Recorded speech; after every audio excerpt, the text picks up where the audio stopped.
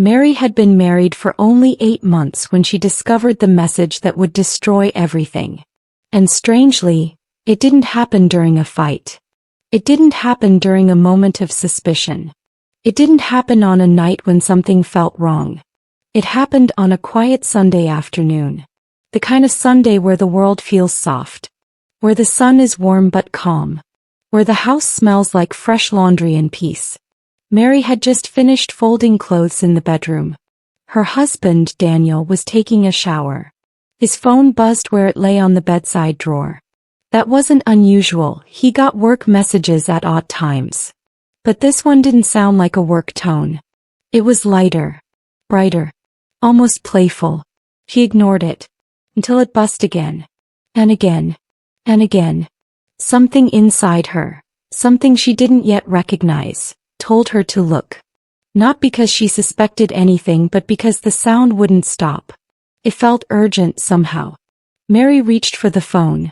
And her entire world shifted. A message flashed at the top of the screen. Last night was unforgettable. I still feel you on my skin. Mary's hands froze. Her breath stopped. For a moment she wasn't sure what she was looking at. She thought it had to be a scam message or a mistake or some auto-generated nonsense. But then another message appeared. I miss you already. When will she leave the house today? Mary's heart began to pound. Her ears rang. She felt the air around her turn cold. Her husband's name was at the top. The messages were real. And the betrayal was right there blinking on the screen. She didn't open the phone. She didn't scroll. She didn't need to. Everything she had ever trusted collapsed in that 1 second. When the bathroom door opened, she put the phone down gently as if she were afraid it would explode. Daniel walked out with a smile. The kind of smile that used to make her feel safe. The kind of smile that once promised forever. Hey babe, he said, drying his hair. Mary said nothing. She couldn't. That was the moment her journey into the darkest season of her life began. Mary had always seen herself as strong. After all, she had worked her way through her MBA while holding down a demanding job. She had built a career at a multinational company.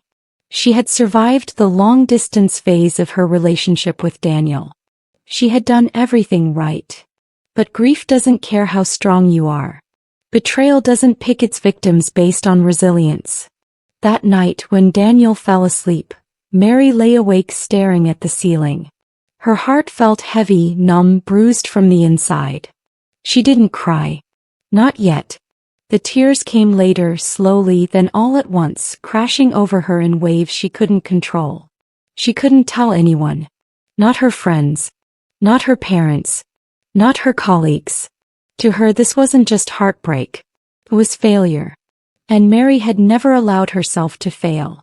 So she locked the pain inside, sealed it tight, and pretended everything was fine. But pretending doesn't make wounds disappear. It only pushes them deeper. Over the next weeks, the world around Mary dimmed. She woke up, got dressed, went to work, smiled when she needed to, answered emails, delivered reports, attended meetings. But inside her, everything was collapsing. At home, Daniel acted as if nothing was wrong. He laughed. He talked. He kissed her cheek. He said good night. And Mary responded with silence. Not because she wanted to be quiet, but because she didn't know how to speak without breaking apart. Daniel never asked if she was okay. He never asked what was wrong. He never noticed the distance or pretended not to. Mary wondered which was worse. The first person who realized something was wrong wasn't a family member or a close friend. It was her colleague, Sarah. They were having lunch when Sarah asked softly, "Mary, are you all right?" Mary almost said yes. The lie was ready on her tongue. But something in Sarah's voice, the gentleness, the sincerity, broke her defenses. Her hands trembled. Her chest tightened. And before she could stop herself, tears spilled down her cheeks. She tried to wipe them away quickly, embarrassed, but Sarah reached across the table and squeezed her hand. "Talk to me," she whispered. "You're safe." And for the first time since the betrayal, Mary spoke. Not everything. Not the whole story. Just enough. Sarah didn't interrupt. She didn't give advice. She didn't lecture. He just listened. Really listened. And that was the moment Mary realized something important. Healing begins with being heard. Sarah didn't try to fix Mary's life. Instead, she did something far more valuable. She showed up. She checked in every morning and every night. Simple messages, just making sure you're okay. I'm here if you need me. She didn't push Mary to talk. She didn't force solutions. She simply created a safe space. And in the middle of Mary's emotional chaos, that small, predictable kindness felt like a lifeline. Another friend, Laura, helped in a different way. She sent distractions, funny memes, short stories, random videos. Things that made Mary look away from her pain even briefly.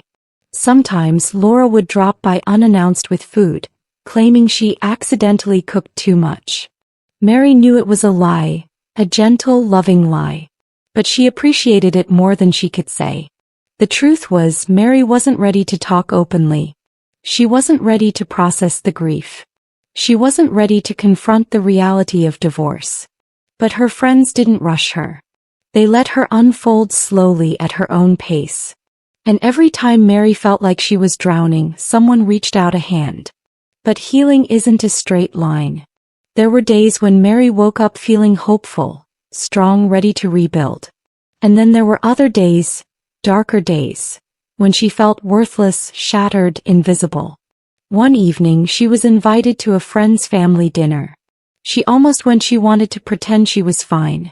But when she reached the door and heard laughter inside, something sharp twisted in her chest.